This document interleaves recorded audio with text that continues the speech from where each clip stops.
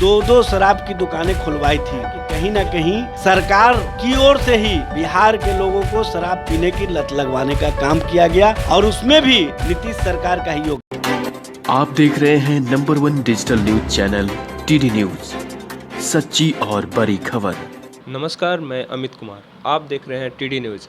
अभी हम राजद के प्रदेश कार्यालय में स्थित हैं, जहां राजद के प्रदेश कार्यालय में राजद प्रवक्ता एजाज अहमद जी से मिलते हैं। सर नमस्कार। नमस्कार। सर, कल दोनों सदन में शराबबंदी का नया विधेयक पास हो गया।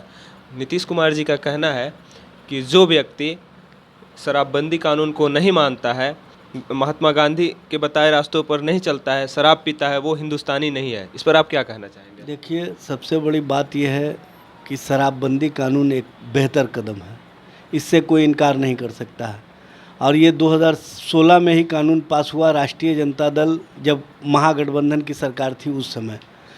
और जो परिस्थिति बनी उसमें कहीं ना कहीं राष्ट्रीय जनता दल ने महत्वपूर्ण भूमिका अदा की। और आप सभी लोगों को पता है कि 2005 से 2015 तक जो ये भारतीय जनता पार्टी के साथ थे, तो इन्होंने शराब प्रोत्साहन नीति लाया था और घर घर और पंचायत पंचायत तक शराब दुकानें खुलवाने का काम किया था। राष्ट्रीय जनता दल ने एक मुहिम चलाया था, नेता प्रतिपक्ष तेजस्वी प्रसाद यादव जब राजनीति में आए थे उसी समय कि साइकिल यात्रा निकाल करके कि हमें शराब नहीं किताब चाहिए, हमें मदिरालय नहीं पुस्तकालय चाहिए। और उसी मुहिम के तहत सरकार ने जब हमारे साथ सत्ता में भागीदारी हुई तो उसके बाद सरकार ने शराबबंदी कानून लाने का काम किया। 2016 से 2022 के दरमियान आज भी नीतीश कुमार चाहे जितना भी ढिंडोरा पीट ले, चाहे जितना भी बखान कर ले, लेकिन घर घर होम डिलीवरी शराब पहुंच रहा है। ये नीतीश कुमार की शराबबंदी की नीतियां जो कहीं ना कहीं फेल रही, उसका सबसे बड़ा कारण है कि सत्ता के अंदर जो बैठे हुए लोग हैं वो शराब माफियाओं के संरक्षक बने हुए हैं। आपने देखा होगा कि जब जनता दल यूनाइटेड के विधायक गोपाल मंडल ने स्पष्ट रूप से कहा कि भागलपुर के एमपी अजय मंडल शराब माफियाओं के संरक्षक हैं और शराब बिचवाने का काम करते हैं, लेकिन सरकार ने उनसे अब तक कोई पूछताछ की कार्रवाई नहीं की। इतना ही नहीं, काराकाट के सांसद शराब माफियाओं के साथ पार्टी करते हुए देखे गए, सब लोगों को पता है। हरनौत के प्रखंड अध्यक्ष थे, शराब पीते हुए पकड़े गए, उस पर कार्रवाई तो दूर, उत्पाद पदाधिकारी पर कार्रवाई की गई। इससे स्पष्ट होता है कि सरकार की दो तरह की नीतियां हैं।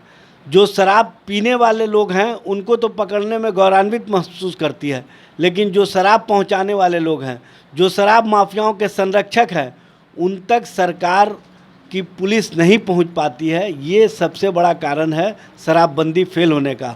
और जो कल विधेयक पारित हुआ है बिहार विधानसभा से या विधान परिषद से, उसमें सबसे बड़ी बात यह है कि माननीय सर्वोच्च न्यायालय ने स्पष्ट रूप से पूछने का काम किया था, माननीय सर्वोच्च न्यायालय के न्यायाधीश ने, कि अदालतों पर बोझ जो शराबबंदी के नाम पर डाल दिया गया है, जिसके कारण दूसरे जो आपराधिक मामले हैं उन पर सरकार सुनवाई नहीं कर पा रही है, न्यायालय में वो मामले लंबित पड़े हुए हैं। ये सरकार की कहीं ना कहीं गलत शराब नीतियों के कारण है। सरकार उस समय जो नीतियां बनाई थी, उस नीतियों में जो कमज़ोरियां थी उसको माननीय सर्वोच्च न्यायालय ने स्पष्टता से लोगों के बीच बताने का काम किया। अब माननीय सर्वोच्च न्यायालय के दबाव के बाद नीतीश कुमार ने कल नई शराबबंदी कानून संशोधन के साथ लाने का काम किया है, जिसमें जो शराब पीने वाले हैं उनको छोड़ने का मजिस्ट्रेट को अधिकार दे दिया है। ये स्पष्ट करता है कि सरकार अब कहीं ना कहीं शराबबंदी मामले में अपने आप को फेल मान रही है, और फेलियर होने के कारण सरकार अपनी जो इच्छा शक्ति है उसको जनता पर लादना चाहती है, और जनता पर लाद करके इसको राजनीतिक लाभ लेना चाहती है। और जहाँ तक माननीय नीतीश जी का ये कहना कि जो शराब पीने वाले लोग हैं वो महात्मा गांधी के विचारों पर चलने वाले लोग नहीं हैं, तो मैं पूछना चाहता हूँ, वो अभी उत्तर प्रदेश में मुख्यमंत्री जी के शपथ ग्रहण समारोह में गए थे, क्या वहाँ शराब पीने की छूट नहीं मिली हुई है? क्या वहाँ पर शराब के ढाबे नहीं चल रहे हैं? क्या वहाँ पर शराब के बड़े बड़े ठेके नहीं चल रहे हैं? नीतीश जी, दो तरह की बातें मत कीजिए। और सबसे बड़ी बात यह है कि आप महात्मा गांधी का जो नाम ले रहे हैं और महात्मा गांधी के संबोधन से जो अपनी राजनीतिक छवि चमकाना चाहते हैं, उसमें आपको एक बात स्पष्ट करना चाहिए कि जो नाथूराम गॉडसे के विचारों पर चलने वाले हैं, जो नाथूराम गॉडसे ने महात्मा गांधी की हत्या की थी, उसके विचारों के साथ आप जुड़ करके किस तरह से गांधी के विचारों का प्रचार प्रसार कर सकते हैं, ये स्पष्ट नहीं होता है।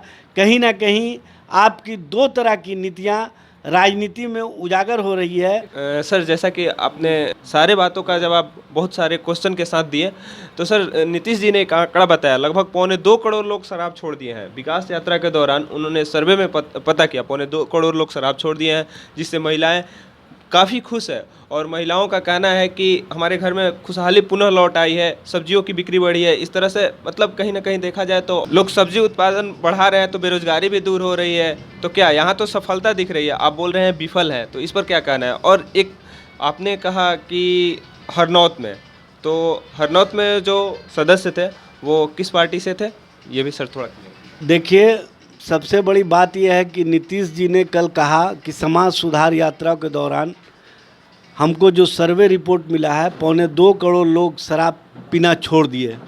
मैं माननीय मुख्यमंत्री जी से पूछना चाहता हूं कि आप ये स्पष्ट क्यों नहीं करते हैं कि शराबबंदी लागू करने से पहले कितने करोड़ लोग शराब पीते थे। शराब, देखिए, शराब बहुत कम लोग पीते हैं, शराब पीने वालों की संख्या कम है।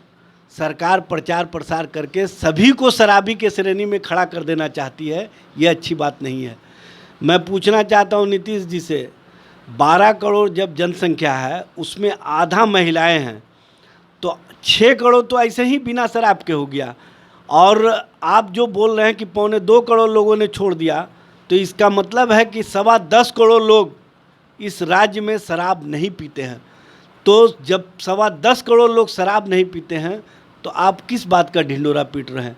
आप ये क्यों नहीं बताते हैं कि बिहार में शराब पीने वालों की संख्या पहले से ही कम थी, और आप इस बात को प्रचार प्रसार करके कहीं ना कहीं अपने सरकार का बखान करना चाहते हैं, अपने सरकार की खूबियों को बताना चाहते हैं कि हमारे शराबबंदी के कारण शराब लोगों ने छोड़ने का काम किया है। जबकि मेरा ये मानना है कि बिहार में पहले से ही कम लोग शराब पिया करते थे।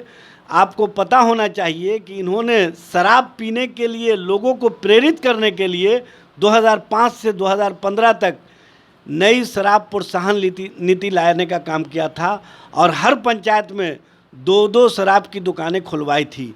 ये स्पष्ट करता है कि कहीं ना कहीं सरकार की ओर से ही बिहार के लोगों को शराब पीने की लत लगवाने का काम किया गया, और उसमें भी नीतीश सरकार का ही योगदान रहा।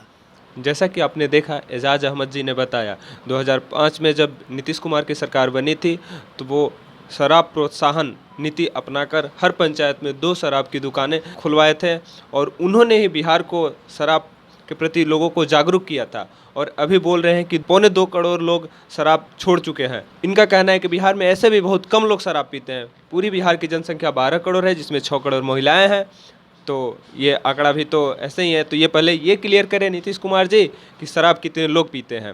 तो सर, आप नीतीश जी से क्या कुछ कहना चाहेंगे? देखिए नीतीश जी, आप अगर शराबबंदी के प्रति पूरी तरह से सजग हैं, तो सबसे पहले आप शराब माफियाओं के संरक्षक को चिन्हित कीजिए और उनको उजागर करने का काम कीजिए। आपके सरकार के अंदर जो बैठे हुए लोग हैं, जो माफियाओं को संरक्षक दे रहे हैं, उनको आप उजागर करने का काम कीजिए। उन तक आपकी सरकार की पहुंच और पुलिस की पहुंच होनी चाहिए।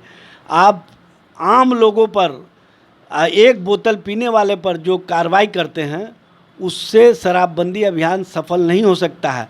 जो उत्तर प्रदेश के बॉर्डर से आता है, जो झारखंड के बॉर्डर से आता है, पश्चिम बंगाल के बॉर्डर से आता है, नेपाल के बॉर्डर से शराब आता है, उन माफियाओं पर जब तक आपकी सरकार उसके साथ कार्रवाई नहीं करेगी तब तक आपका शराबबंदी अभियान सफल नहीं हो सकता है। चाहे आप इसके लिए स्नीपर डॉग लाएं, चाहे आप सूंघने वाला जो भी उपकरण ले आएं, उससे शराबबंदी सफल नहीं हो सकता है। शराबबंदी सफल करने के लिए एक नीति बनानी होगी, चाहे सत्ता में बैठे हुए लोग हों या आम लोग हों, दोनों पर एक तरह की कार्रवाई दिखनी चाहिए, तभी जाकर के शराबबंदी अभियान सफल हो सकता है।